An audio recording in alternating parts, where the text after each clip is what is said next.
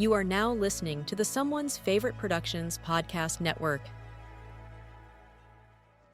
Hey, this is Jason Kleberg from the Force 5 podcast, a show that forces a guest to come up with a movie-themed top 5 list topic, and then we reveal our picks on air. Top 5 heist films, top 5 tearjerkers, top 5 movie dogs. Every show you'll be asking yourself, what would be on my list? Guests include directors, screenwriters, actors, podcasters, musicians, authors, and even a professional wrestler. Subscribe to the Force 5 podcast, and you won't just be a listener, you'll be a list nerd. The Force 5 podcast, available wherever you're listening now.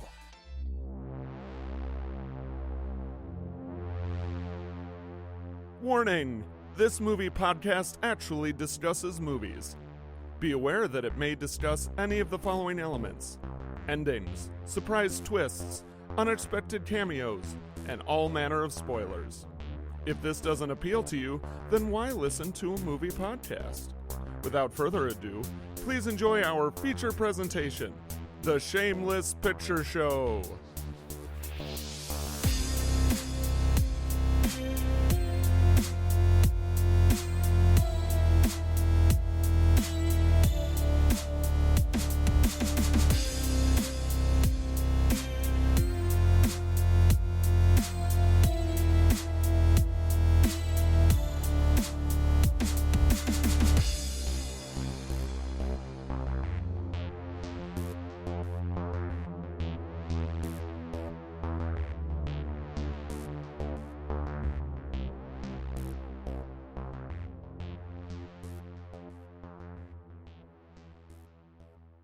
Hello and welcome to another episode of The Shameless Picture Show. I am your host, Michael Vyers, and today I'm being joined by two extraordinary guests, Dennis Bartok and Craig Rogers.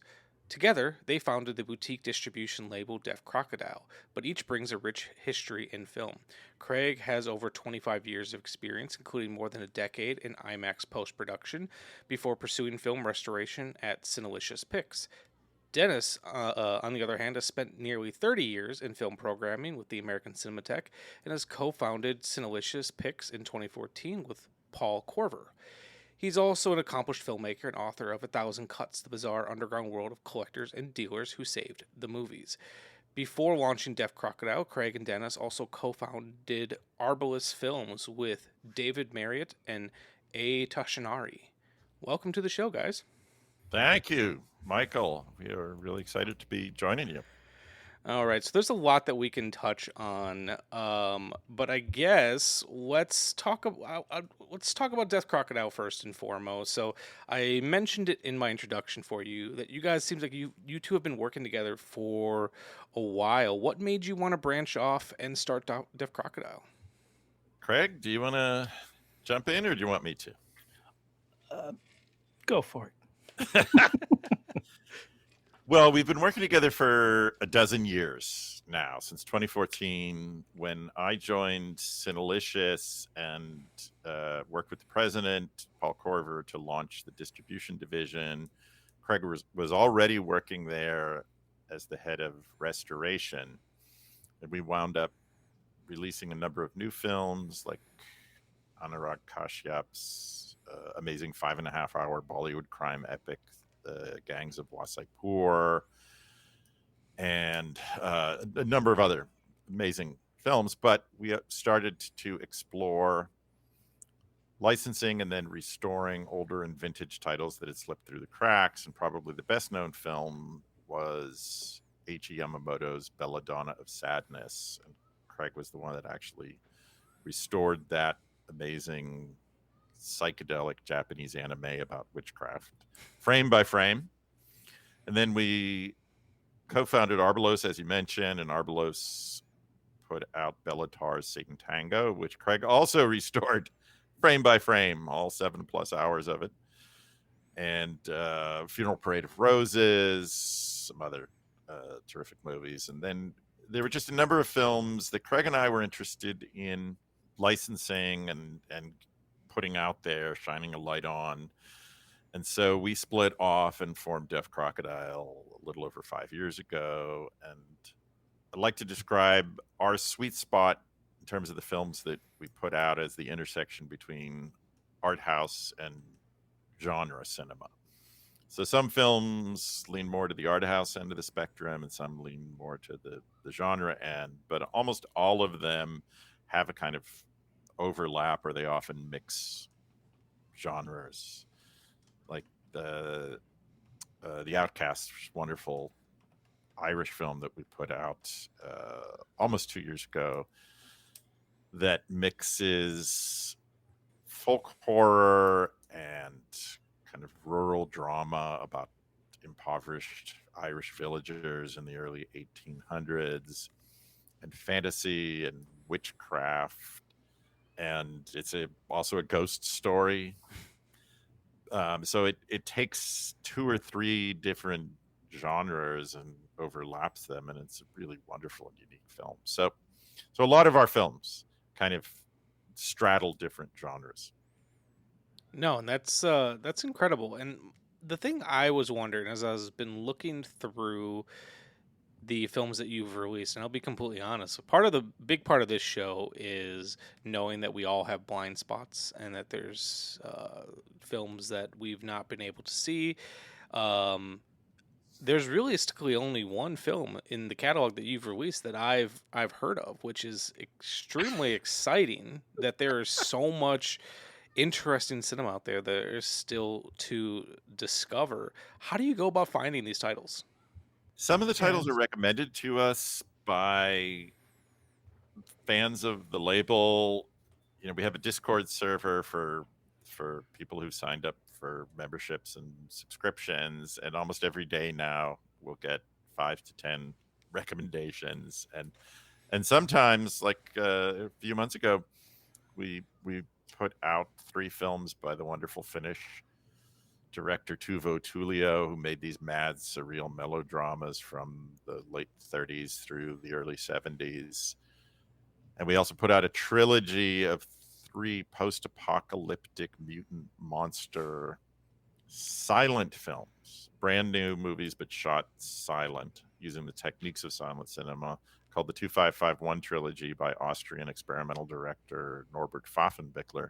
And those were both recommended to us by a Danish filmmaker named Reinhard Kiel, who just happens to be a huge fan of Deaf Crocodile and reached out to us and recommended a bunch of movies, and those we were like, these are fantastic. But then there's also films that I was familiar with through my time as a programmer at the American Cinematheque. One of them we are just finishing restoration on with the British Film Institute in London. It's Val Guest's truly bonkers mod pop sci-fi musical Tomorrow, which is kind of like the unholy marriage of the Monkees and The Man Who Fell to Earth. Wow. It's this kind of crazy musical about an interracial pop music group in kind of swinging London in the late 60s. And then it's also a sci-fi alien movie. And that was a film that I screened in the early 2000s a couple times at the American Cinematheque, once with the director Val Guest there in person, who was a dear friend of mine. And the second time, we had amazingly the young star of the film. She made it when she was 21 years old, Olivia Newton-John, show up. Wow. Had not announced her ahead of time. She came in during the screening when the lights came up. I said, ladies and gentlemen, you're not going to believe it. I don't believe it, but the star of the film is with us right now, Olivia Newton-John. She stood up and people lost their minds. So that's a film that I've been familiar with for over 25 years and has always been very difficult to see for legal reasons. And we had an opportunity to work with the BFI, who have the original camera negative and sound elements. And we're going to be putting that out in a couple months. They'll release it on their label in the UK, and we're going to release it here through Deaf Crocodile. And we're kind of testing the waters with this in terms of a simultaneous release. But hopefully it will work well for both the BFI and for us in terms of they get it to their market in the UK and we get it out here. So, but if any of the listeners here have some favorite lost, obscure films that they would like to recommend, they can email us at Deaf Crocodile and it may wind up being restored and released. The one film that I pitched to everyone, and everyone tells me it's a dead end, is Frankenstein and Me. It's a strange kids film directed by Robert Tinnell. It's one of the late era Burt Reynolds films, and actually is the first role with Ryan Gosling as a child. Oh, you're kidding me! Yeah.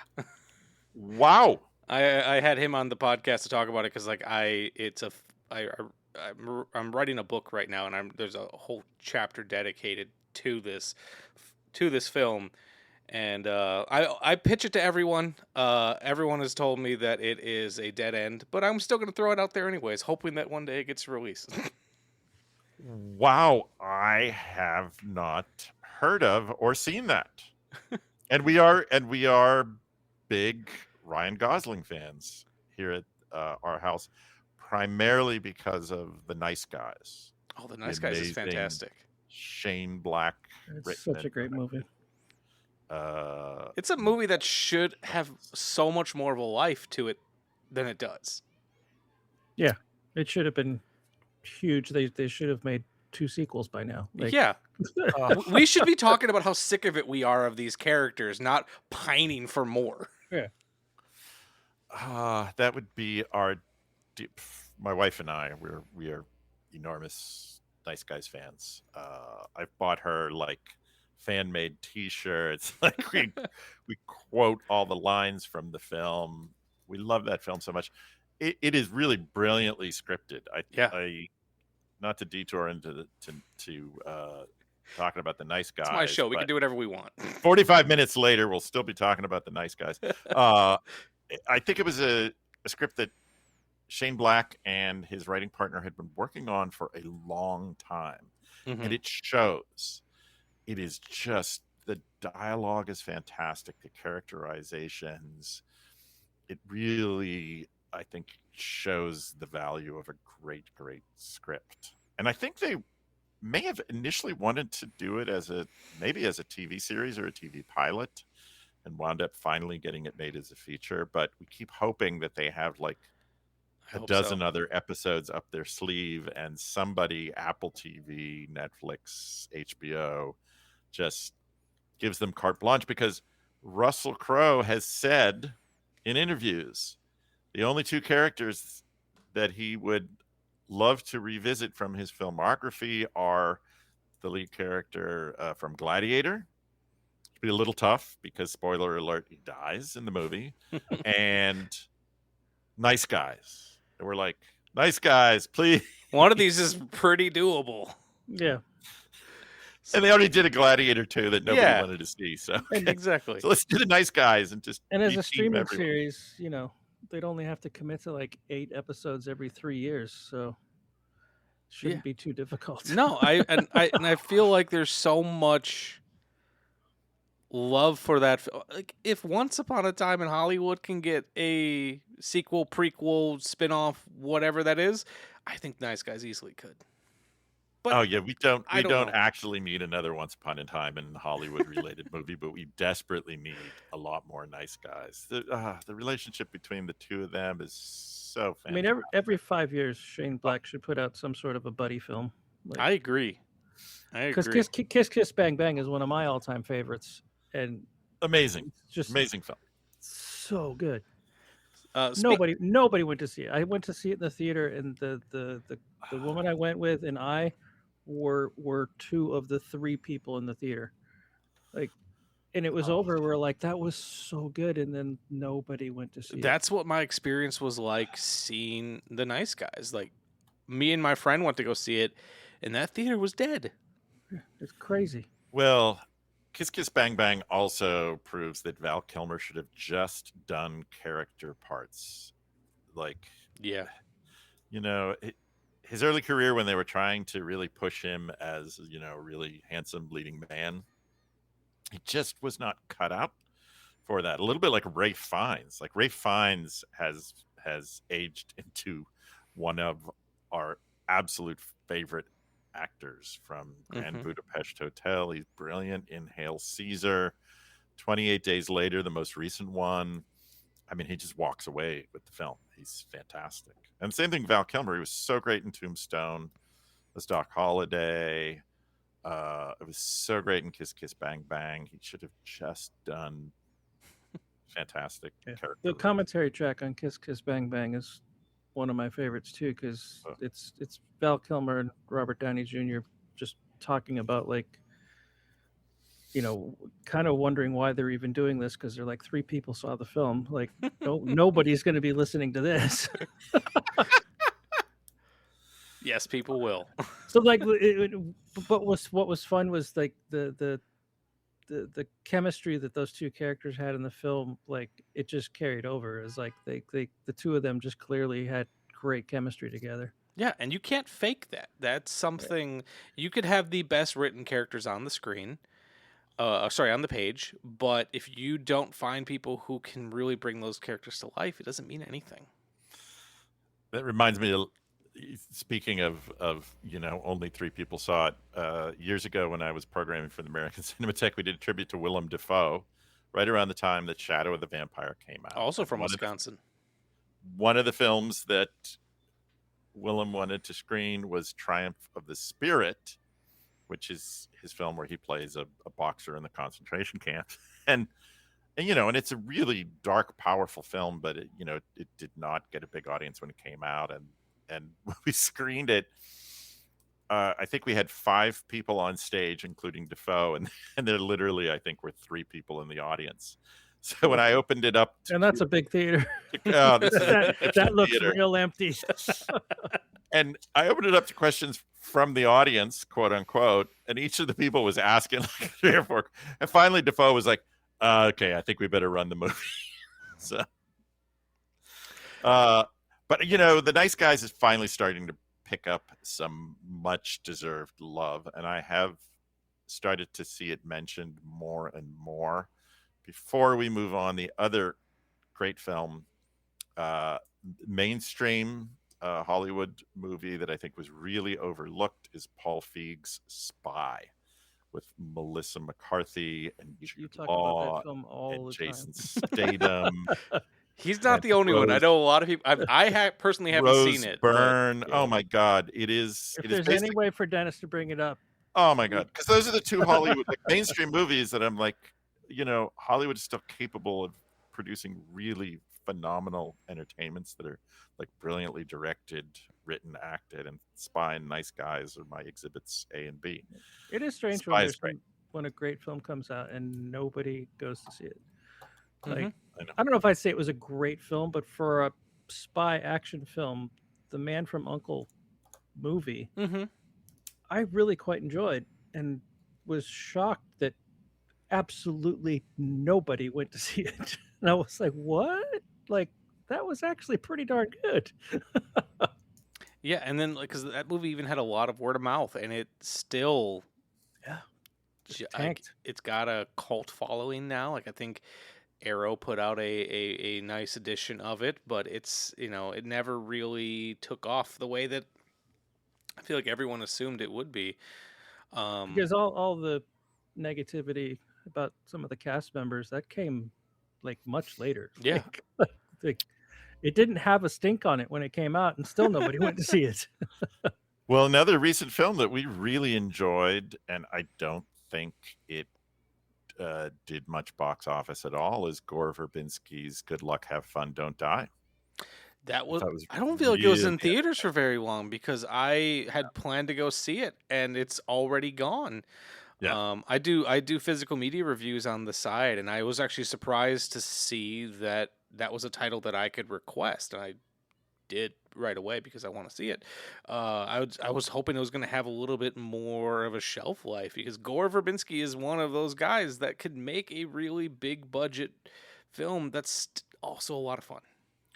Oh yeah, I think the first 3 Pirates of the Caribbean movies are really like interesting, quirky, huge tentpole movies in a way that tentpole films are rarely interesting and quirky. And then honestly, I love Rango. The 4th and the 5th, which he didn't direct, are so clearly inferior to the first 3 that I think the big difference is Gore Verbinski.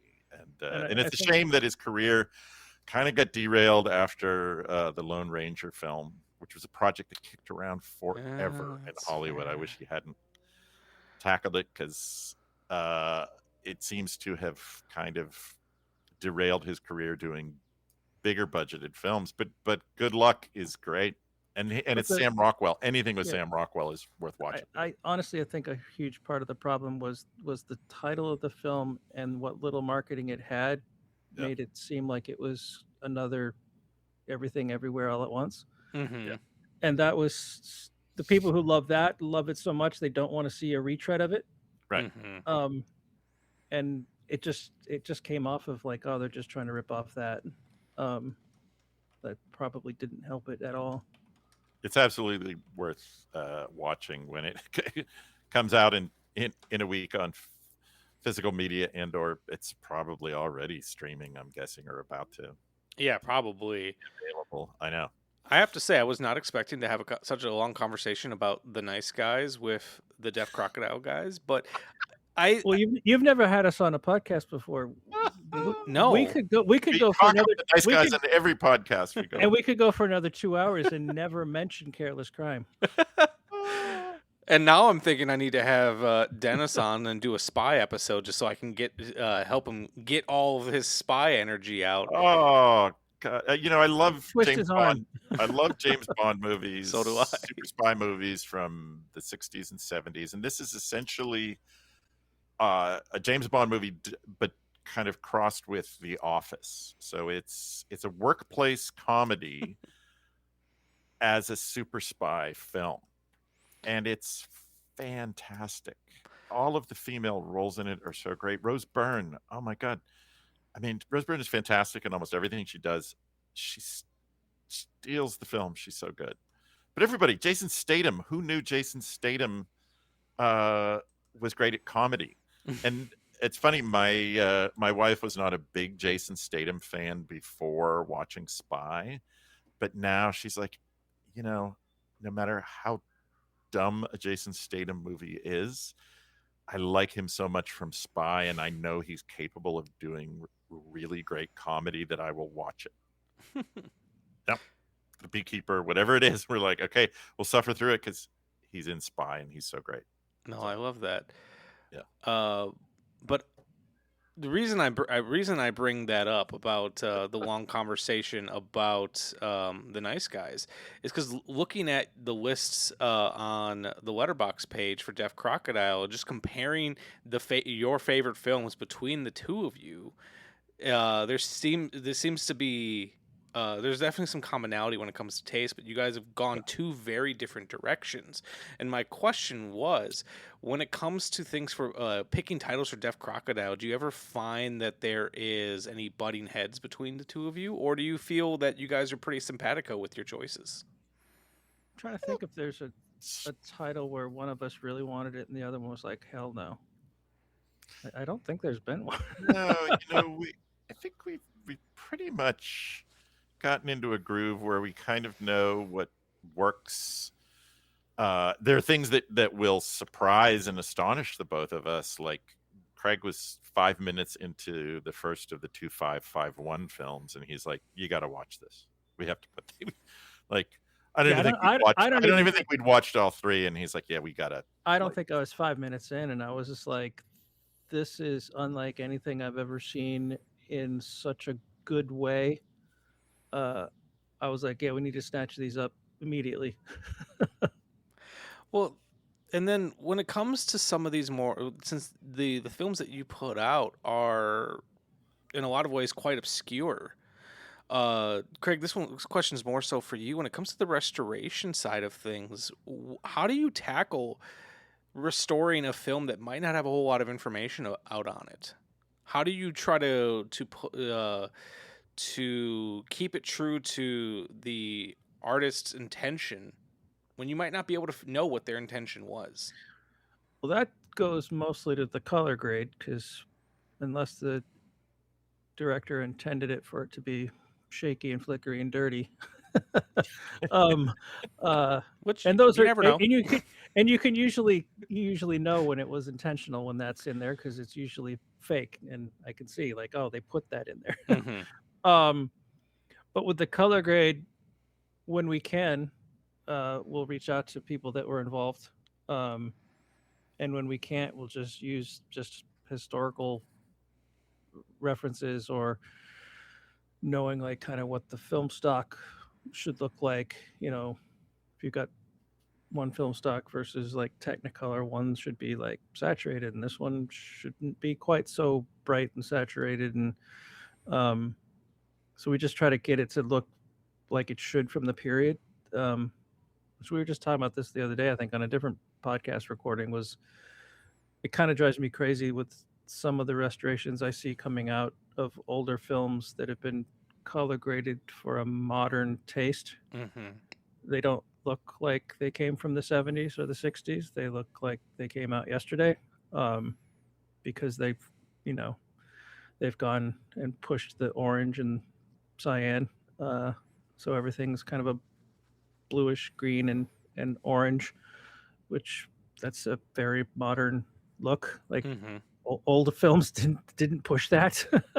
And it kind of drives me crazy. I don't even like it in modern films, really. Like there was one, I saw the trailer, and just from the trailer I'm like, I don't want to go see that. It was an outdoor scene in the snow, and the snow was like bright cyan. Like snow is not blue green. Snow is white.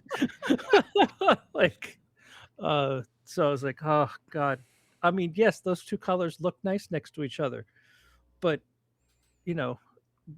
stop being lazy. If you want that color pattern in your film, put it in the costumes, put it in the set design, like, make it actually part of the picture rather than like, we're just going to artificially color this so it looks bizarre. I'm ranting. Sorry. Well, no, like you're speaking you're speaking a lot of truth, because that's something that I've personally found a lot of frustration in, as I'm an independent filmmaker in Milwaukee, Wisconsin, and it's something that I kind of butt heads with friends of mine who do post production, especially colorists, and I feel like so many colorists are very heavy handed in.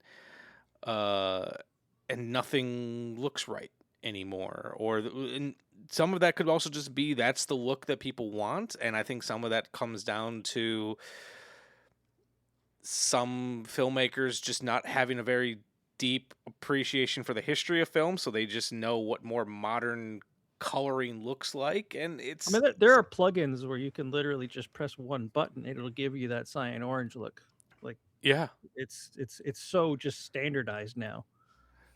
So I imagine for when you are working with a colorist, or if you are your own colorist, I don't really know what your workflow is, but I imagine the first thing is just to get your contrast right, because I imagine before you even start touching something like your saturation and any of those dials, you just kind of have to get the lights and the darks correct, or as correct as you believe they should be.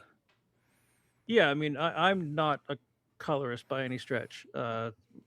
When anything needs more than an easy fix on my end, I immediately turn to our guy Tyler, because he's a colorist. He knows what he's doing. Yeah, it's a skill. It really is. But when and so when I start with something, I'm trying to make sure that across the film, the whites are white, the blacks are black, things aren't crushed, things aren't clipped, and then from there, try shifting things to make it look like I kind of feel like it should look. Like, for example, and this is something I just kind of realized on my own, because again, like I said, I'm not a trained colorist. So I was like, there was a car that was outdoors, shot outdoors in the sunlight, and it was a white car. So I timed it so that the car was white. When I read the levels, it was white. And the overall scene looked very cool. And then I realized, because sunlight is not pure white. The car might be white, but in reality, it's got a warm tint to it because it's being lit by the sun, which is not pure white. So that's what I'm saying. Is like, I'll try and balance things, and then realize, like, all right, if this is outdoors and it's sunny, it should be a little warmer. Like, so I'll check basically where white levels are, and just try and like shift it a little bit to the warmer side. And that's again if the goal is for that shot to look natural. Like I remember when we were at IMAX and we saw the first dailies for The Matrix, like my boss was in this screening room and he was like losing his mind because he's like, what the hell? Because everything was green. And, from an IMAX background, we're doing documentaries and everything looks as natural and realistic as possible. And green just happened to also be his pet peeve of like, he hates things that are tinted too green. And so we're looking at these dailies and the whole thing is green, but it's intentional. It's like it's, but not knowing that, and you're looking at these dailies, you're like, what the heck?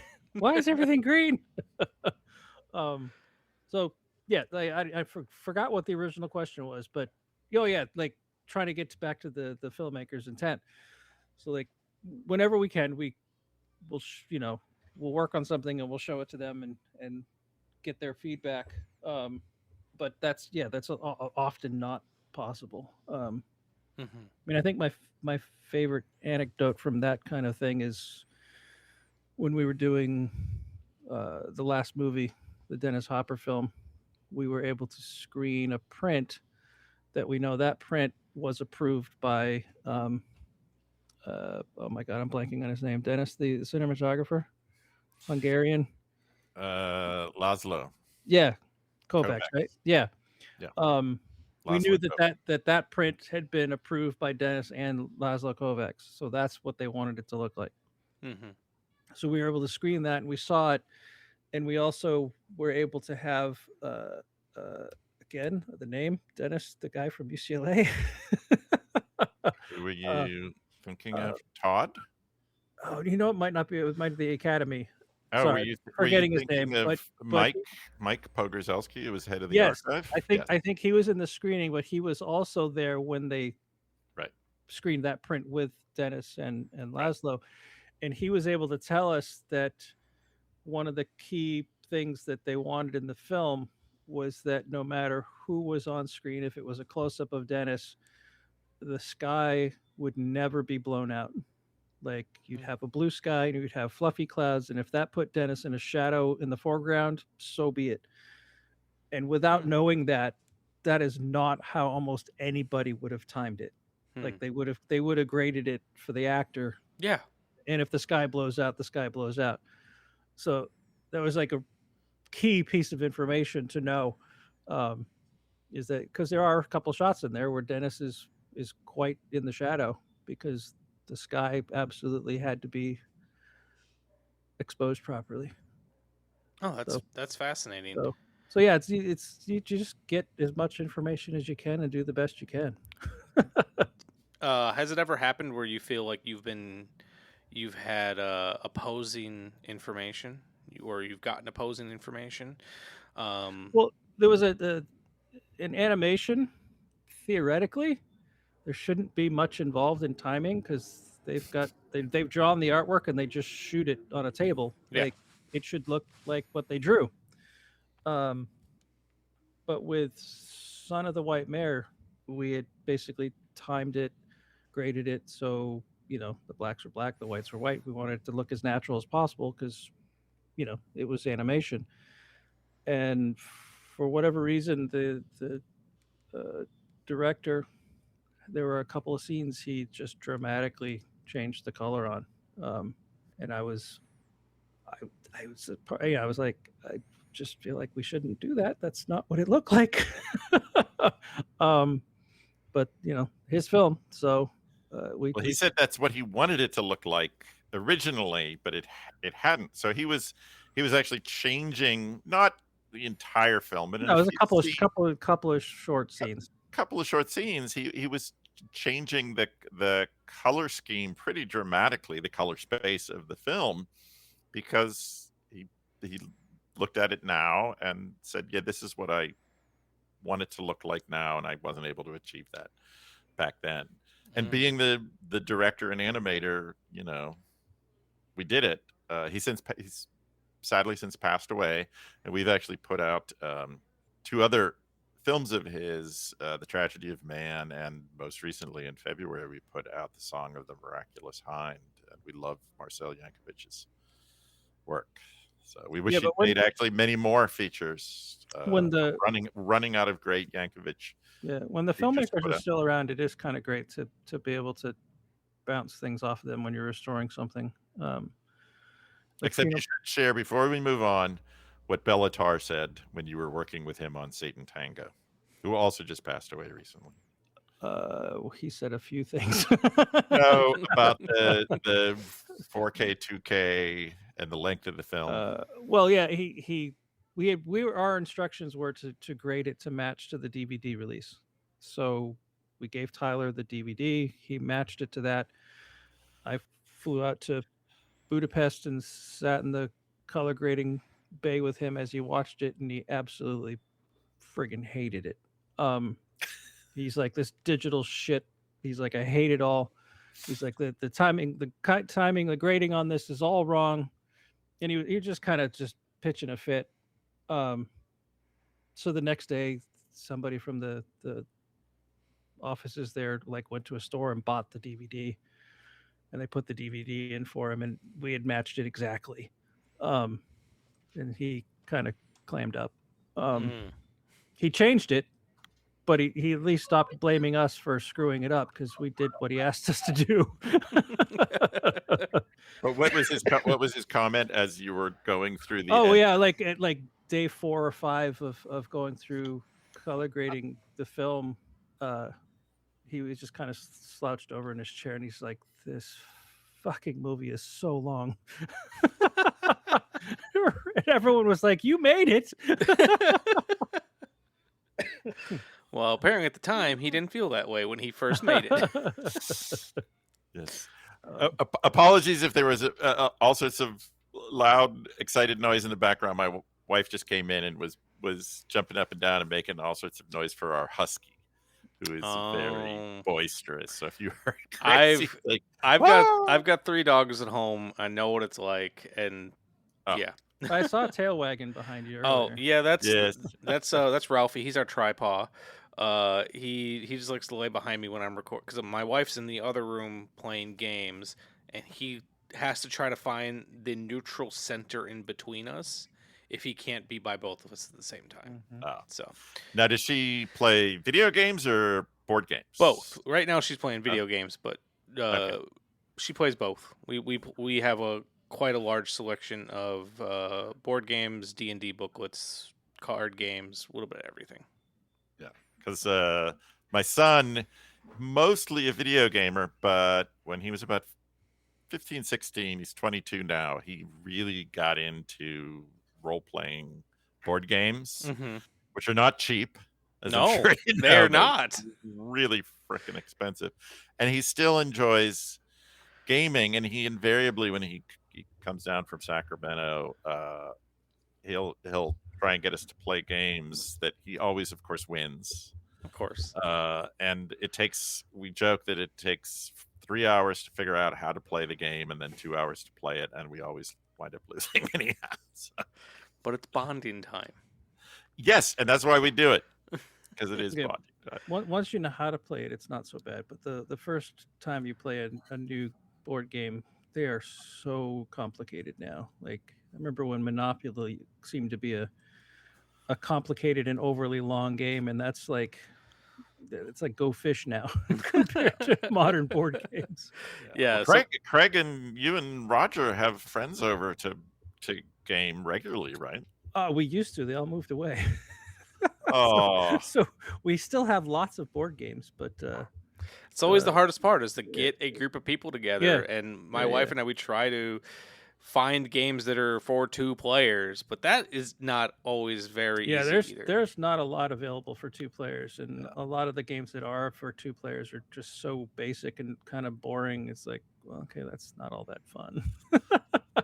Well, funny enough, speaking of games, one of the film critics and film historians that contributed to our recent release of Dead Mountaineers Hotel, which is this wonderful Estonian kind of detective mystery giallo. I've been looking at that because sci-fi film. It looks a lot of fun. It's fantastic. Well, it's based on a novel by the Strugatsky brothers, Boris and Arkady, who wrote the source material for Stalker and for Hard to Be a God, and they actually adapted their script. But it was adapted, I guess the underlying novel was adapted as a video game in Russia at one point. And the woman who wrote the essay had actually somehow managed to track down a copy and had tried to play it, and it was fairly primitive by today's gaming standards, but I was like, that's really amazing that there is a Dead Mountaineers Hotel video game out there. No, that's pretty great. Before we move on to the film that we're gonna be talking about a little bit, obviously you don't have to say anything that you can't talk about, but I was curious with the type of films that Deaf Crocodile's been putting out, and you guys have been putting out a lot of really cool stuff. Is there anything that you have that you still do you have like a holy grail film that you would love to put out? If it's something you've got in the works, you don't have to say it, but is there any films that you think would fit under the Deaf Crocodile label that either one of you is really excited to try to get? Well, I'll preface saying anything with anything that Dennis or I would get super excited about is the only qualifier for it to be a Deaf Crocodile film. Fair enough. But yeah. Funny enough, we are very close to signing, and I won't give away title or anything, but we are on the verge of signing a vampire film that I have loved for many years. I actually have a poster for it in our house, and it's been on my want list for a number of years. I have this little list kind of in the back of my head of film titles that would love to try and track down, see if we could license and put out. The Savage Hunt of King Stack was one of those movies that we were finally able to license and put out. But we wind up getting, somebody will recommend a title, we'll get super excited about it, and we'll start going after it. But then there's films like Dead Mountaineers Hotel, which we spent 7.5 years on between trying to license it, finally working out an agreement, and then the restoration. And it premiered in mid-February at the Berlin Film Festival, the world premiere of the restored version, with one of the actors, Lembet Peterson, and the composer Sven Grunberg there in person. So, wow, that's a long time. Yeah. There are a few that have gotten away. We really, really wanted to put out Angel's Egg, and we pursued it for years and years and years, and then in the end of the day, it got away. A much fatter checkbook got it. Way too expensive. I finally kind of put it up for sale, and so that was a heartbreaker because we had spent almost 6 or 7 years pursuing that one as well. And we never really got anywhere with pursuing it, but it was just at the top of my wish list for a long time was Happiness. The Todd Solondz film. Okay. I always dreamt of putting that out as a 2-film set with his earlier film, Anxiety and Depression, which is, I think it got maybe a DVD release ages ago and has just kind of disappeared since. I kind of always wanted to put those two together on a really nice set. And when I heard Criterion got it, I'm like, well, at least it's going to get a nice 4K release. So I happily bought it, but it was one of those films that I was like, damn it, I wanted to do that one. I will say, there are studio titles that we would love to put out. One of them is Peter Medak's Zorro the Gay Blade. It's a film we've been trying to track down rights on now for a while, and they are proving extremely elusive. So we would love to start putting out more studio titles, and that's something we're hoping to explore.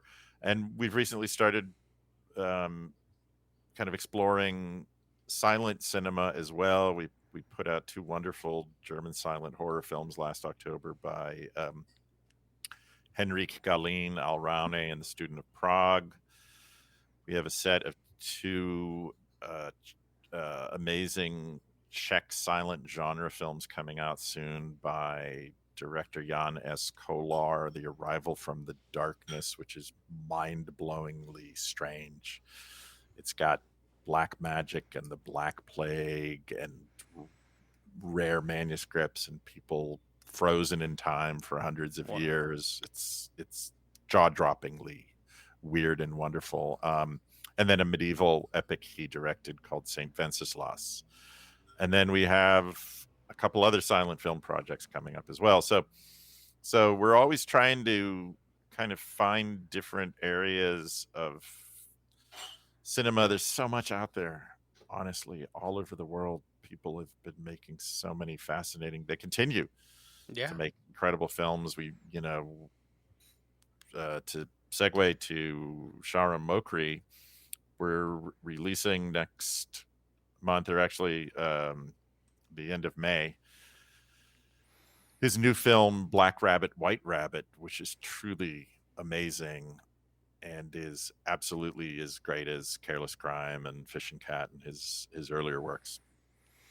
So we do want to keep releasing new movies from filmmakers. I would say about 20-25% of our catalog are new films.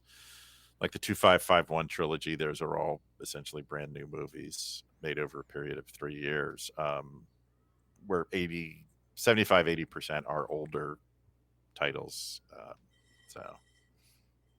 No, I think that's a perfect transition to the film that we'll be discussing. So, as I mentioned before, the idea behind this show comes from a simple belief that every film lover has blind spots.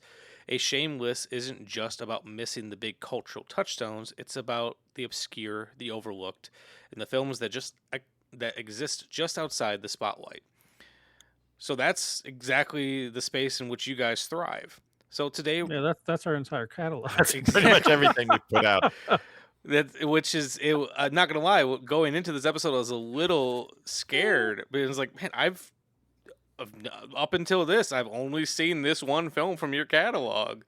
Which one was that? Well, it was Careless Crimes is the one that I've seen, but then my wife, when I was talking with Chris on my episode last week, we were talking about some of the titles you guys have released, and my wife bought Feel a Day while I was doing the episode because it's a movie that she grew up with. So, and did she grow up in the U.S. or overseas? She grew up in the U.S., but she had a German godmother. Okay, that makes sense. Yes. Felidae is not well known, or at least wasn't until we put it out. It had never been released in the North America. Yeah, she's been telling me about. Pretty well known overseas. Yeah, she's been telling me about that film. So once I was in the middle of the podcast, I sent her the link to it, and she bought it while I was recording. So you'll see my wife's name pop up in an order. Oh, that's great. But so like I said, going into this, I was just a little. It's strange to go into a podcast like this and not having seen a large chunk of the films that you guys are restoring, but there's a sense of excitement to that, because then it's like, here's a whole catalog of films for me to discover. Like, I'm familiar with Bill Plimpton, but I've not seen any of those specific films. So today we're diving into one of my own personal blind spots. We've got filmmaker, how do you pronounce his first name? Was it Shahram? Shahram, okay. Filmmaker Shahram Mokri and his film Careless Crime. Inspired by the real-life tragedy of the Cinema Rex fire during a 1978 Iranian uprising, when a movie theater was set ablaze with hundreds trapped inside, Careless Crime reimagines history through a contemporary lens. Mokri weaves together multiple narrative threads: a group of would-be arsonists in present-day Iran planning a similar attack, the workers and students inside the targeted cinema, and a mysterious film within the film, also titled Careless Crime, that blurs the line between fiction and reality. As past and present begin to echo one another, the film resists straightforward historical reenactment. Instead, it becomes something more elusive, a meditation on memory, violence, and the power of cinema itself, and how images endure, repeat, and reshape the stories we tell. From 2020, from director Shahram Mokri, this is Careless Crime. مریضی چیه؟ اعصاب نه دقیقش رو بدم آتیش سوزی جایی رو آتیش زدی؟ آره 4 سال پیش 40 سال پیش نمیشه همچون نه 3-4 سال پیش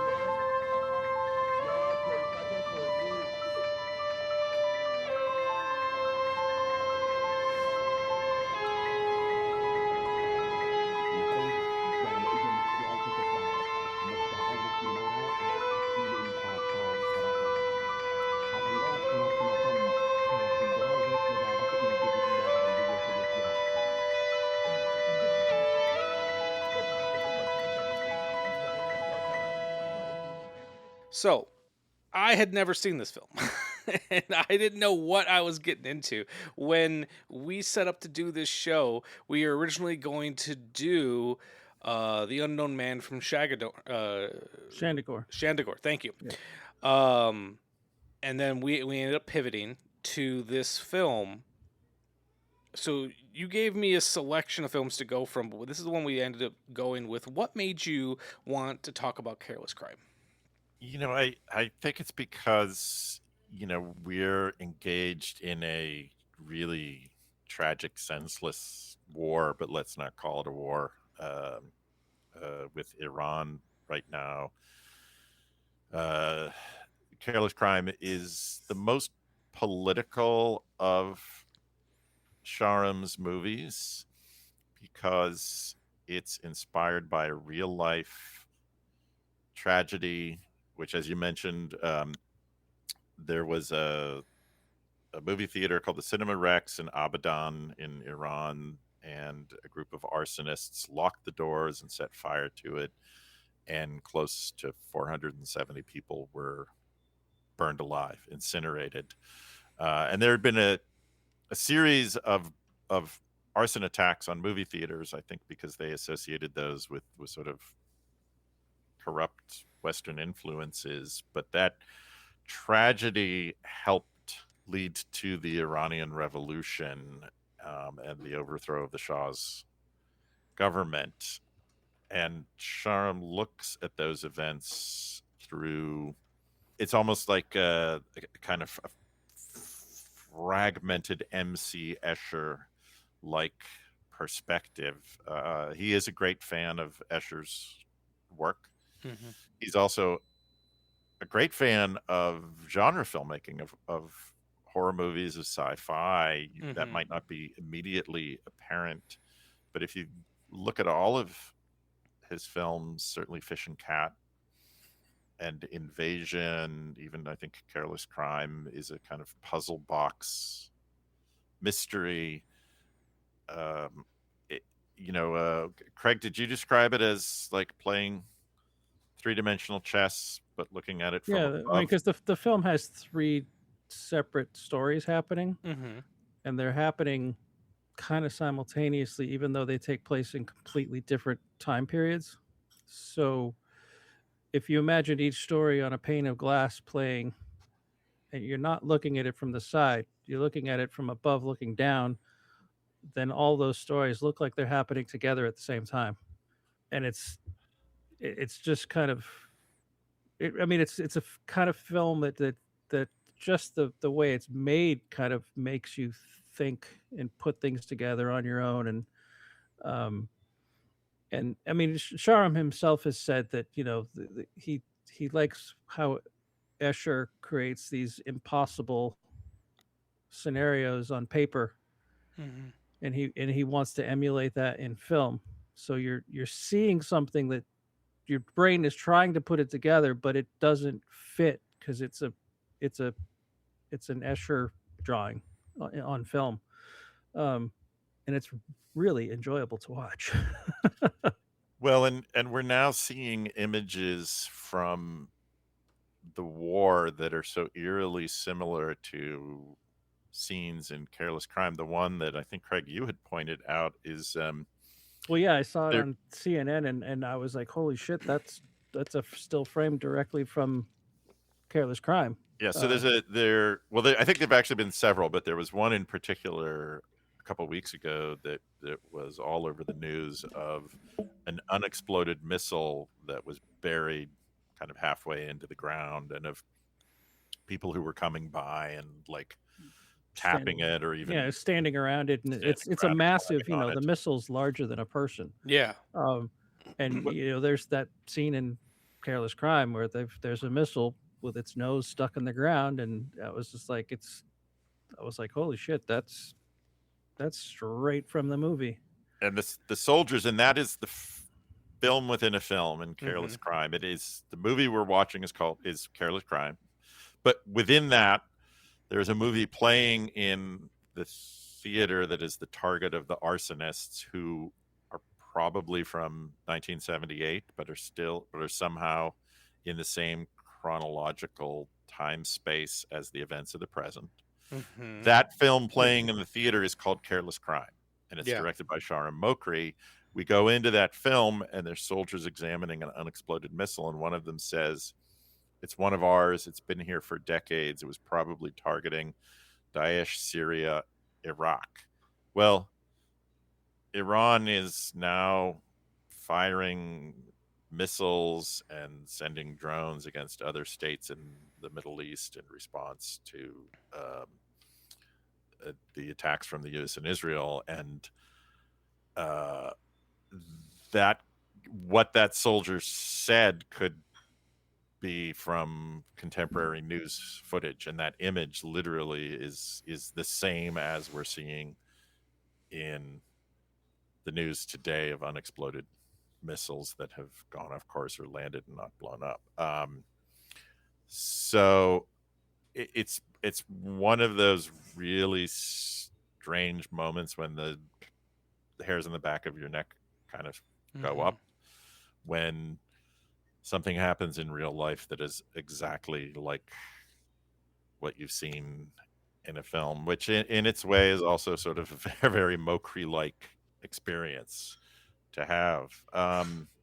Interestingly, Careless Crime was banned. It was not exhibited in Iran to this day. I don't know if it's actually been allowed to be seen in Shahram's own country. I don't think it comes down explicitly one way or the other. It's not like it's, pro-revolution or anti-Shah, but just the fact that it was about that event, which was so tragic and was so politically charged, I think. The film itself doesn't come off as, it was banned in Iran. So the film itself doesn't come off as political at all to me so much as it took an incident that happened that was very political and used that as the jumping off point for a fascinating story. Yeah, and I was thinking about that today, when I was waiting for this podcast. I was kind of taken aback by the gentle hand on that side, on the way that Mokri handled that, because this is obviously a very big event that happened in Iran, and they know the history behind this. But you never really had, when all the scenes that we had with these arsonists kind of sitting around talking, they're never talking about why they're doing this. They're never talking about their motivation behind it. Just something that they are doing. So it almost kind of removes that political element, but while it's still being under the surface. And then Dennis, you'd mentioned that it almost feels like the scenes with the arsonists are from the past. And I remember thinking that as well when I was watching it. Like when we first started seeing these characters, it's like, oh, this feels like it's back in the 70s. Just the way that they it look. weaves in and out. Like there Yeah. are scenes where those men are walking through the theater and stuff, and you can see the signage on the walls for what's showing. Like one of them, I think, is Jaws, which is 1977. But then there's scenes where you're in the present day with the students who are trying to have a screening at the theater, and you see the old men walk by because they're that's the thing that Shahram is so brilliant at, is he just manipulates time and space in a way that is just absolutely fascinating, but couldn't possibly work like an Escher drawing. It's just what he's so good at. Well, there's a scene early on, very early in the film, where one of the arsonists, who's clearly not doing well, he's kind of like all pale and clammy, and he goes into a pharmacy to try and get some I think it's the opening shot. medication refilled, and it's unavailable due to sanctions. Again, it's like you're watching the film, which came out in 2020, but so much of it is relevant to our moment today, 6 years later. And the pharmacist says, what's your diagnosis? And she says, I've got nerves, fire. And the pharmacist asks, did you set a fire? And he answers, yes, 40 years ago. And there's a pause. Because he's not 40 years old. He's not even 40 years old, clearly in his early mid 30s. And the pharmacist says, 40, that's impossible. And the guy corrects himself. Oh, no, it was 3 or 4 years ago. But to me, that gets to the essence of the film, is that those characters are both in the past and in the present. Yeah. And it's, again, the events of the past and present are all happening in the same time space. It's very, it's like time folding in on itself in a very like an Einsteinian way, where kind of time is flowing in two directions. And this is not the only film that he's done that in. He does it in Fish and Cat, he does it in Invasion, but it's kind of a twist on it though. With Careless Crime, he took the way he was manipulating time and space to a whole nother level with Careless Crime. But there's a scene, I don't know if you remember this, Michael, in the forest with the soldiers, and the camera keeps following, like kind of going around in a circle. Yeah, that 360 shot. And it keeps looping. Yeah. Like it keeps looping time, and you get to experience that scene from different perspectives, but it's an uncut, there's no cuts. So it's like you're getting flashbacks, and it's like lots of films where you see the same scene over and over again, but from different perspectives. He does it in one take. Yeah. Fish and Cat, that's the entire film. The Fish and Cat, the entire film is a single take. One take. And he manipulates time and space in the same way in a single take. It's mind-blowing. I still don't quite understand how he maps out. We've asked him, we've interviewed him for the release, but do you have hundreds of index cards? Like, do you have little dioramas? Do you draw incredibly detailed maps? Like, how do you actually keep the narrative?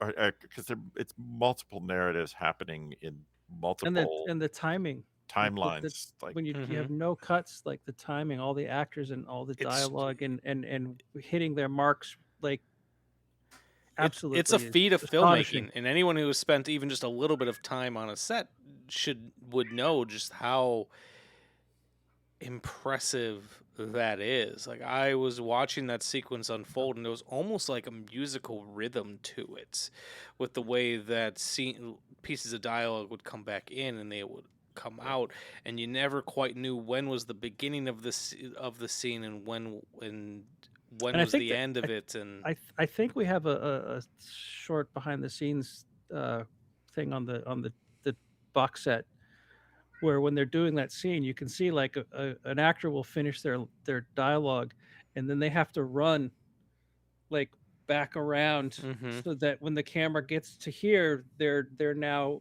like, so they're constantly like doing their dialogue and then like running behind the camera to get back into position so they can like reset. It's kind of amazing. It's the choreography involved, and that was just the one scene in Careless Crime. He did an entire film that way. My God, I can't even imagine that. I'm gonna have to pick up that box set. Oh, I have to say, all his films are really wonderful. You know, his first film, Ashcan, The Charmed Ring, and Other Stories, is I think he made it when he was still a film school student, and it's a little bit like a Jim Jarmusch / early Tarantino film, but it has many different characters and intersecting storylines. But I guess his mature style really began with Fish and Cat, which that was his breakout film, 2012, I think, and was inspired by American slasher movies from the 70s of the, Texas Chainsaw Massacre vein. And it's about two guys that run a restaurant that serves very unusual meat to its customers. And right next to them, if you've seen Sweeney Todd, you know what we're talking about. Right next to them is a lake where a bunch of really, attractive young Iranians have gathered for a kite flying festival. And so the two owners of the cannibal restaurant and the Iranian kite flying enthusiasts intersect.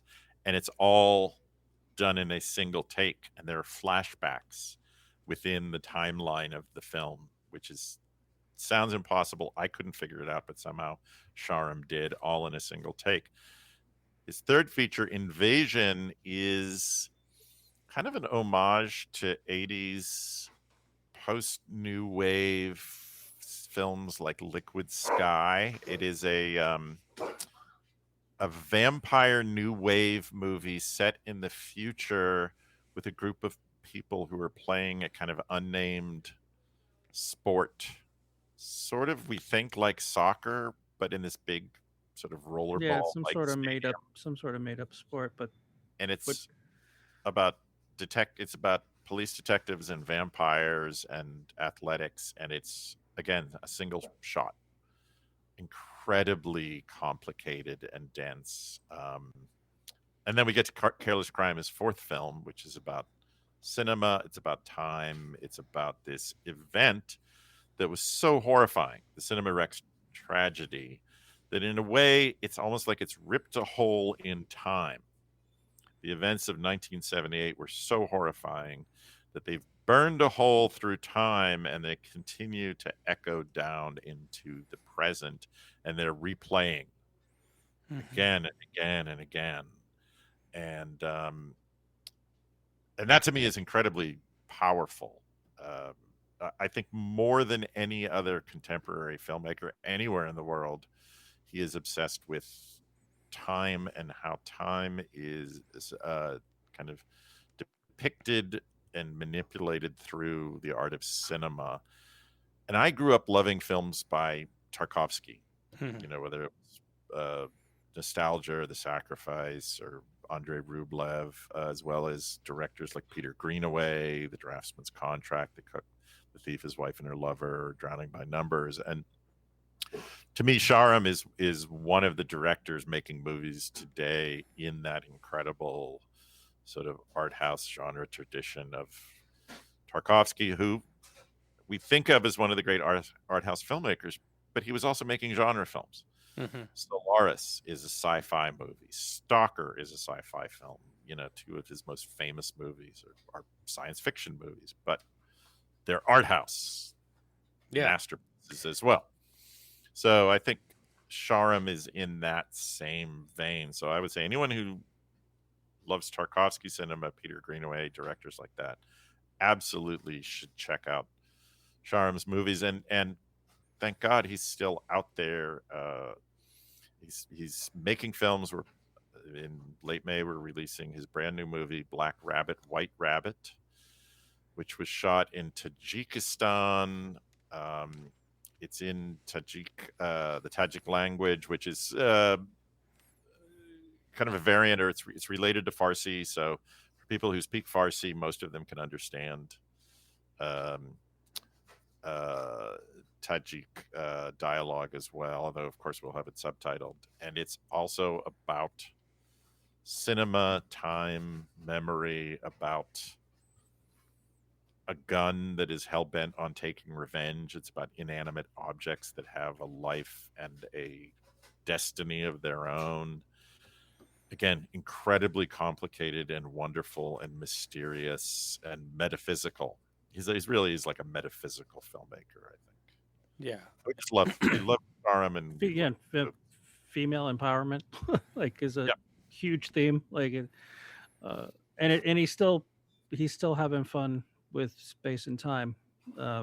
It's just one of my favorite scenes in it is, again, this one long take where you're just following this guy and he has a conversation with this woman, and you follow him. He goes inside a building and he's talking to the boss, and you can see outside the window behind them him having the conversation with the woman you just saw, but they haven't cut away.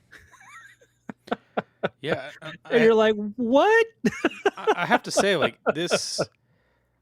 So I was talking before you logged on, Craig. Dennis and I were talking about my time at the University of Milwaukee, Wisconsin, which is essentially an art film school, and it opened up my mind to a lot of different art house filmmakers, and I was always fascinated by the intersection of genre and art, and the way that those worlds kind of intertwined. And I've even just off of this one film, I'm immensely fascinated by the way that Mokri puts films together.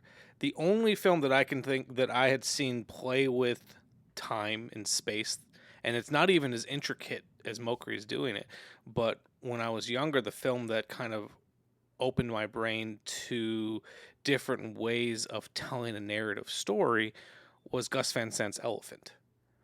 And that was the film I was thinking of most when I was watching this. And while they're not necessarily similar, Craig, in your review for this film on Letterboxd, you compared it to Once Upon a Time in Hollywood, in that how a real-life tragedy, knowing how this event ends, kind of adds this level of tension. Yeah, there's this tension where you're hundreds of people are about to die. Yeah. And that's also how I felt watching Elephant as well. And just having this real life event kind of being the undercurrent, because this film does something brilliant. At the beginning, it's giving you little snippets of, I assume, newspaper article or bits that were written about this tragedy. And you're seeing little things like, they're talking about how the doors were blocked, and you're talking about how the staff wasn't around. But then you see kind of how those things play out as the film goes on. All these little things that added up to make it an even worse tragedy. And all those little things are explained, having too many seats in the theater and all of that stuff. it's kind of explained away of like it wasn't all of these things weren't like nefarious. They're just small little things, and they all just kind of converged at the wrong time in the wrong place. It's funny you mentioned Elephant. Have you seen? It's actually speaking of kind of films that have slipped through the cracks. Have you seen Van Zant's movie that he did before Elephant called Jerry? No, I have not. Jerry is one of his most obscure films, despite the fact that it stars Matt Damon and Casey Affleck. And it's about two guys wandering through the desert, both named Jerry. And it's really interesting. It's a very strange, really art house movie. And he kind of talks about it as part of a trilogy with Elephant and Last Days, which were both, of course, much better known. And again, despite having two really well-known actors in it, it's really kind of slipped through the cracks. It's definitely worth tracking down. Jerry, Gerry.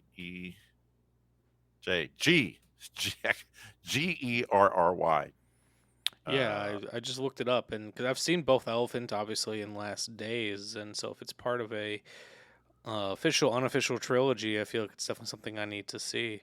Oh yeah, we love Shahram's work. There's only one director who I think we've kind of cornered the market and acquired, released everything they've done, all of their feature films. I think Shahram's the only one. Is that right? I think so. So, Craig, if you don't mind me asking, how did that relationship come to be? Were you seeking? Had you already been a fan of his work and you were seeking it out? Did you find one of his films? How did this come to be?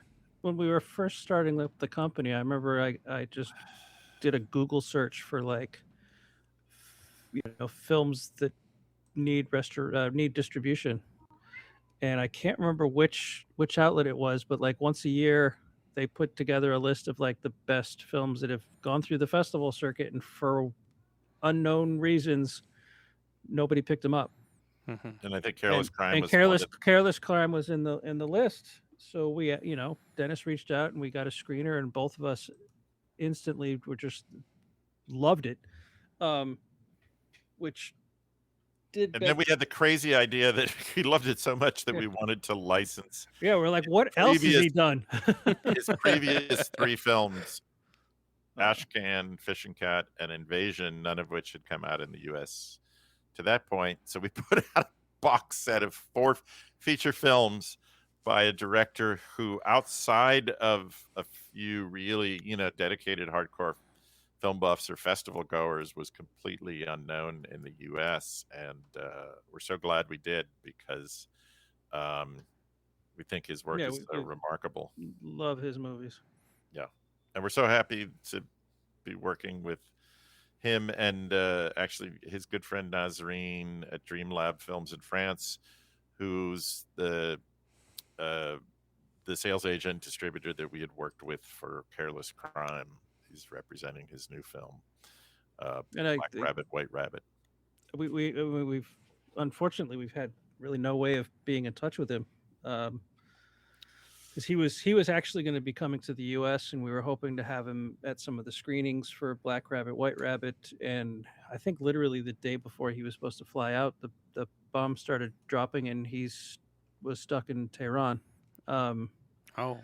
So we hope everything's okay, and hopefully he can make it out here at some point. Because honestly, I've been very excited for him to see the Black Rabbit, White Rabbit Blu-ray release, because knowing how much he likes MC Escher, I asked the artist, I'm like, hey, do you think you could do an MC Escher drawing for the cover?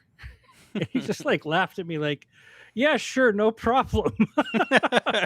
Yeah, easy request. And I was like, but he pulled it off. Brian, who he designed our logo, he did the Pied Piper artwork, and he's done some other stuff for us. He put together a cover, and the background of it is very Escher-esque. And I'm very excited for Shahram to see it, because I think he'll be I hope he'll be very happy with it, knowing how much he likes Escher. We have several friends in the film industry who were in Tehran that we've worked with, because in addition to Shahram's movies, we released another wonderful film by an Iranian filmmaker, Houman Sayedi, called World War III. Also a very political film and a kind of mystery thriller about class inequality and World War II and Adolf Hitler and movie making. Also really a remarkable film. It's a great movie. Yeah. Kind of, oh yeah. Starts out, you think it's one thing, and then about halfway through, it suddenly becomes something else. And when you realize it, you're like, oh, wow, I did not realize what was coming. And so we, we send all our prayers and hopes that, all our friends in the film industry are okay in the midst of this terrible conflict, and pray for a quick end to it. And that's really, I think that's why we wanted to talk about Careless Crime and Shahram's work, is because the news right now is all about Iran and what's happening there. And I think there are so many wonderful filmmakers, artists, musicians, writers who have come out of Iran over the years, and Shahram's work in particular. I think everyone should check it out. Listening to his interview on the disc, it's just kind of nice to hear him talk about how much he loves the American genre films, the horror films and the slasher films, and that he would, when he was a kid, they'd get these bootleg VHS and they'd have to sneak a VCR and kind of watch it, without anyone knowing, and so he was gobbling up all those films he could get his hands on. And we reprinted the box set of the previous 4 films, including Careless Crime, knowing that we were releasing Black Rabbit. I knew I was going to do that. He goes Elmer Fudd every time. Black Rabbit.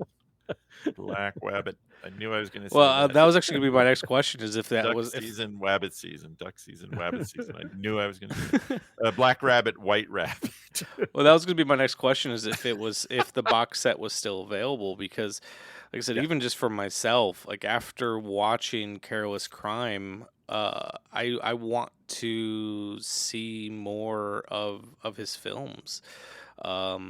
Mark Cousins, the film historian, he's often credited as describing film as being an empathy machine, and I really like that description, because what I like so much about film, especially if you take the time to go outside of your purview, gives you perspective into different cultures and different people and just different ways of experiencing, but then you can also just see the commonalities amongst them.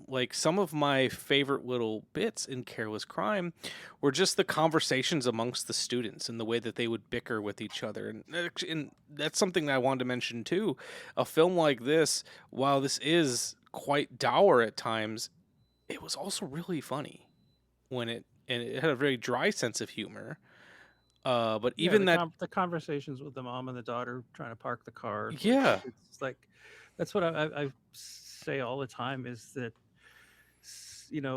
if you can't travel the world, there's nothing stopping you from watching foreign films, and you're going to discover that the only major difference is the language. We're all just doing the same shit, telling the same stories, dealing with the same things. A mom that can't parallel park. We're all just getting through life and dealing with the same stuff. We're not that different. It's just the language is different, and that's what subtitles are for. Well, and then even just the mundane moments throughout this film. One of my favorite sequences in this film was somewhere in the middle, when the group of arsonists are in between, their first attempt that didn't work out, and then just um, deciding on what to do next.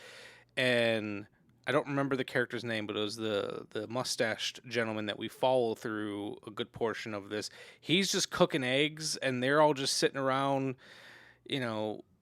shooting the shit a little bit. And I think at one point one of them asked, "Hey, do you want to watch the game?"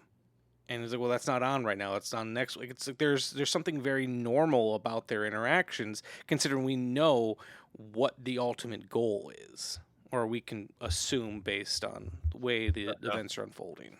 Again, he I don't want to say necessarily shows empathy or sympathy, but you understand the arsonists, even though they are about to or already have, depending on how you look at the events of the film, that this fire has already happened, and we are just sort of waiting for it to unfold. That he doesn't demonize them as inhuman monsters. They are fairly, regular humans. Again, the guy in the beginning is just trying to get his prescription refilled. Clearly is suffering from some kind of emotional and mental issues.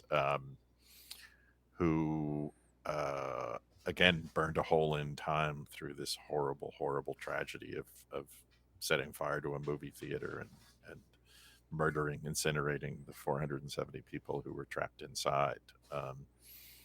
There was actually a famous Iranian film called The Deer, directed by Masoud Kimai, K-I-M-I-A-I, from 1974. Is a famous Iranian drama that was playing in the theater at that time as one of the classics of the early 70s, kind of Iranian golden age of art house cinema. And all of Shahram's movies, especially this one and the new one, Black Rabbit, White Rabbit, which is set during the making of a film directed by an unseen figure named Shahram, are about, again, cinema, time, memory, and how the three of them interact. So I really hope people take the time to explore his work, because I think it is truly remarkable. I think he is one of the most challenging, ambitious, and adventuresome filmmakers working anywhere in the world today. I don't think there's anyone out there who, at least that I've seen, that is made sort of cinema, time, and memory his great sort of theme running through all of his films. Yeah.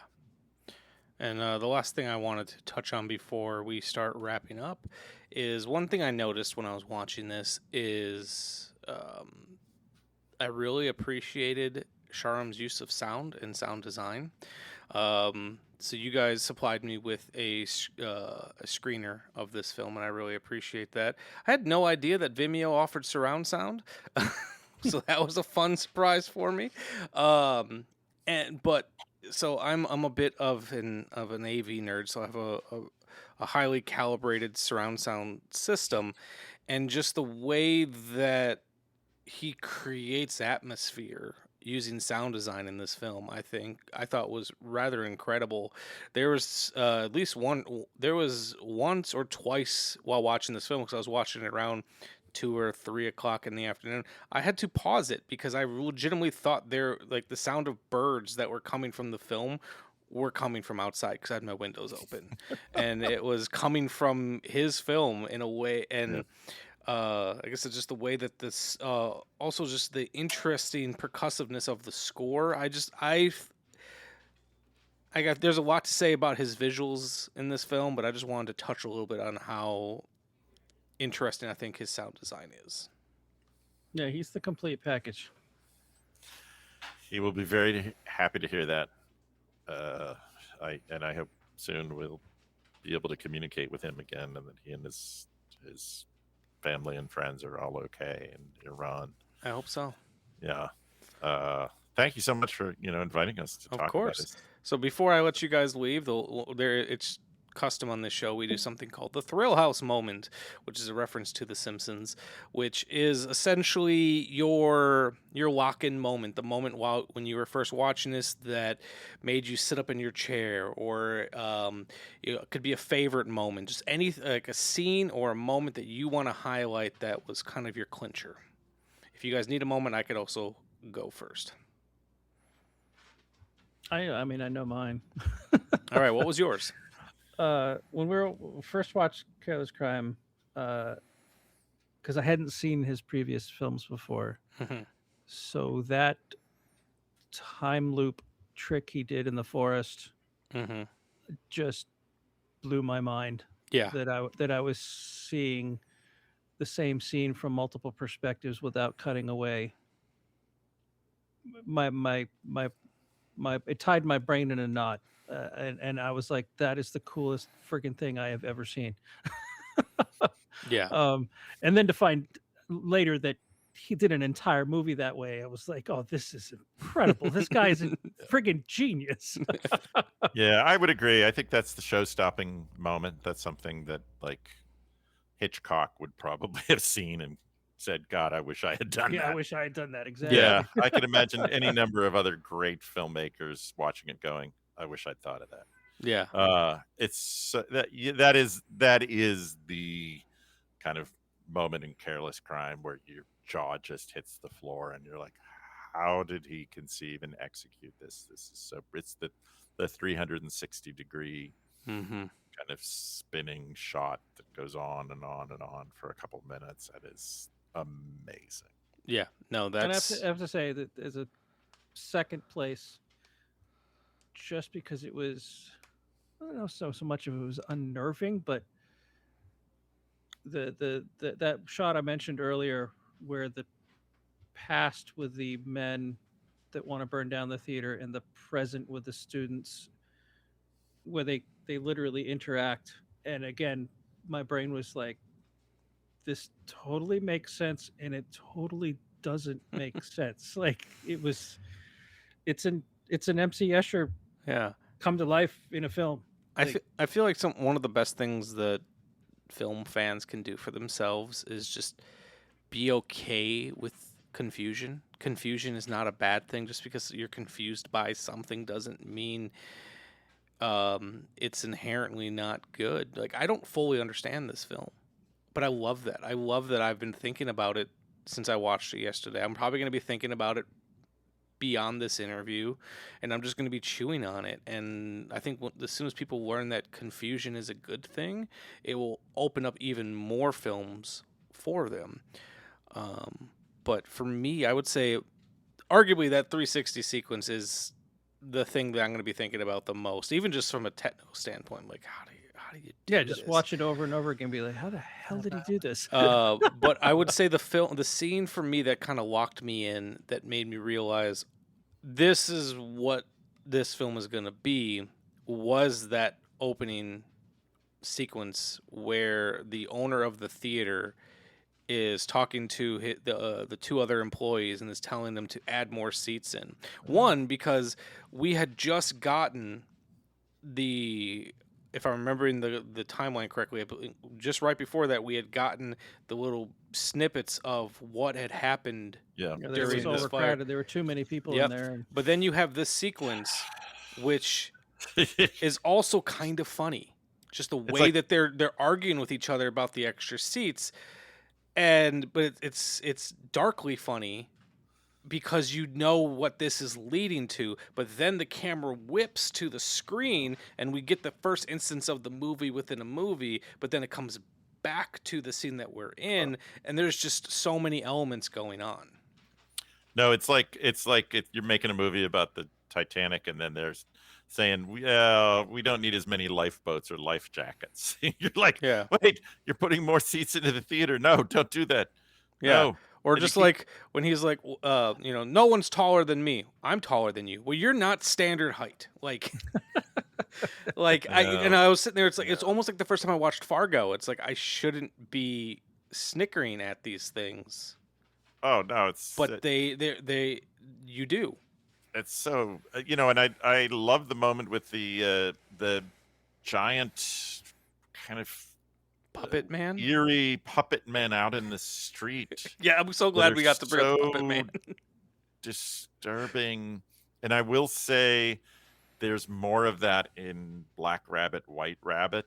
The puppet man, similar, and it's really eerie and disturbing as well. Not the puppet men, but similar. They don't show up again, the same puppet men, but when you watch Black Rabbit, White Rabbit, you'll know what I mean. Yeah. Where you see some strange, enormous figures that are really disturbing and weird moving around. And I love Shahram Cinema, and I have to say he is one of the nicest people we've ever met. On the Black Rabbit, White Rabbit, we're including 3 of his early short films released on home video for the very first time. Love that. And he hand carried them because it's even, a few months ago, it was impossible to try and send anything out of Iran by, with the internet to upload.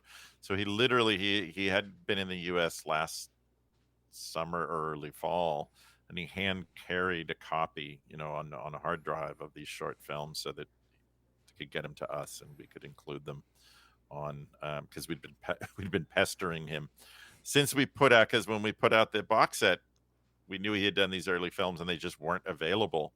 And since then, I said, we're doing Black Rabbit, White Rabbit. Could we put your early shorts? Not only did he get them, but I think he arranged to subtitle them himself. So, I mean, it's kind of incredible. I think his first film was the Dragonfly Storm. Yeah. And I've seen a lot of filmmakers' first films, and they usually suck. This is a short student film, and pretty much everything that he is a complete master of now is all in that short. It's like he straight out of the gate knew exactly what he was going to do and how to do it. Is kind of incredible. So yeah, those 3 shorts are pretty fascinating. It's him figuring out that, how do I make an MC Escher drawing on film, and he's figuring it out in those short films. And I think he had a really good quote that he's like, the reason we like watching non-linear films or stories is that because it's a puzzle that in our mind we rearrange them and we put them back in order in our mind. And he's like I want to rob your brain of that ability to do that. Because you're seeing these things that you're trying to put it in order, and it doesn't work because it's an MC Escher drawing. That's why people love those drawings, is because it's like, you're like, I'm going to figure this out, and you follow the path, and you're like, no, that doesn't work. Yeah. No, I think that's a beautiful way to put it. So I want to thank you both for hanging out with me for the last hour and a half and talking about Deaf Crocodile and talking about this movie. For those of you listening who might be new to your brand, where can the listeners at home find you? And do you have a title that you recommend besides the Mokri box that they should pick up? Well, we just had a big sale and sold out of a ton of stuff. Cool. That's a good thing.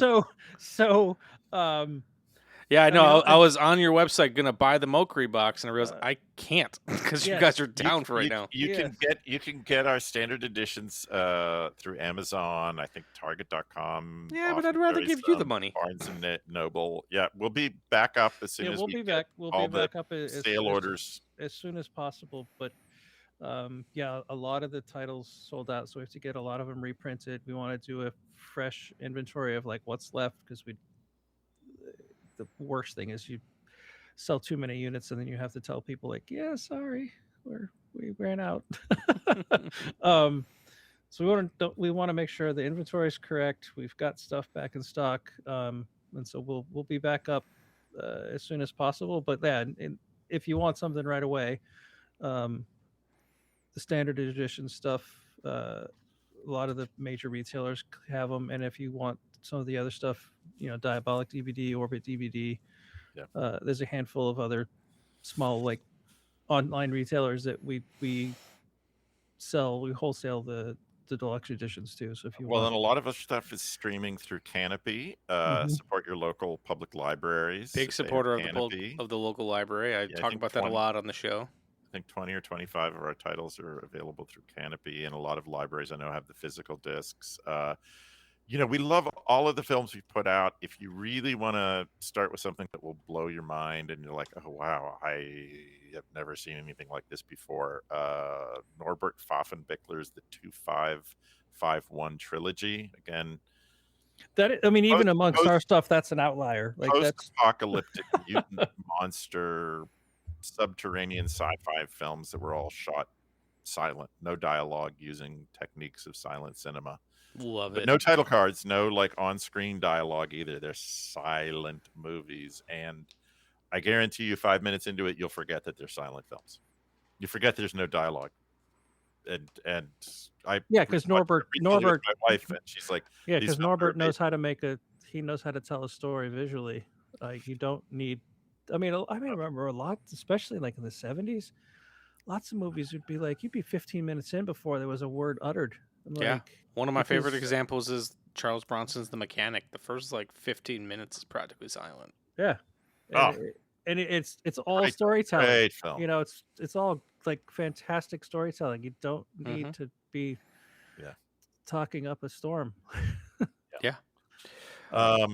So the 2551 trilogy, I think everyone who's taken a chance on it is like, I did not know what to expect, and those movies really blew my mind. So they're pretty, I will say, number 2, very extreme, NC-17, not for the kids. I don't think any of the 3 are for the kids, but number 2 in particular goes pretty far out. But if you're a fan of David Lynch, like Twin Peaks, Eraserhead, I think you will really get into the 2551 films. Yeah, and the 2 Votulio sets, like Douglas Sirk and John Waters had a baby. All the animated releases, I love them all, but the 2 that really jump out at me from my particular tastes are the Pied Piper, because it's just this dark revenge tale. It's a different take on the story that everyone knows. It's got a darker twist to it. And then I'm a cat nut, so Feli Day is just brilliant.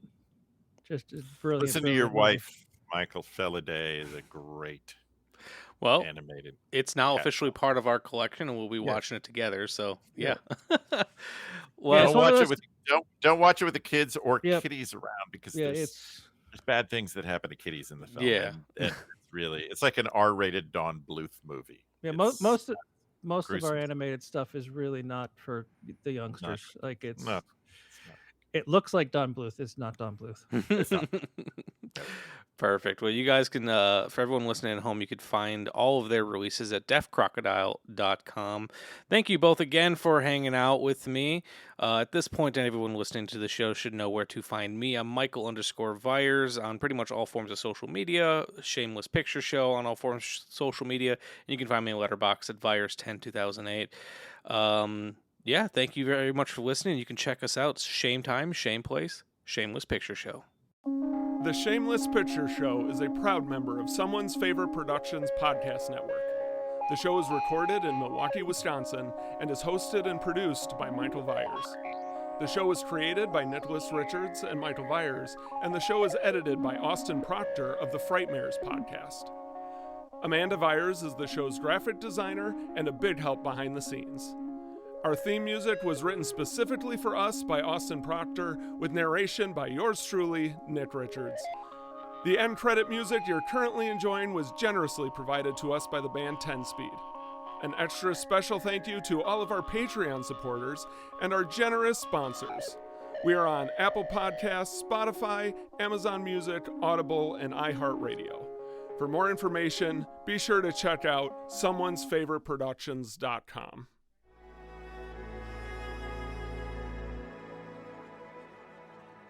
Thank you for listening. To hear more shows from the Someone's Favorite Productions podcast network, please select the link in the description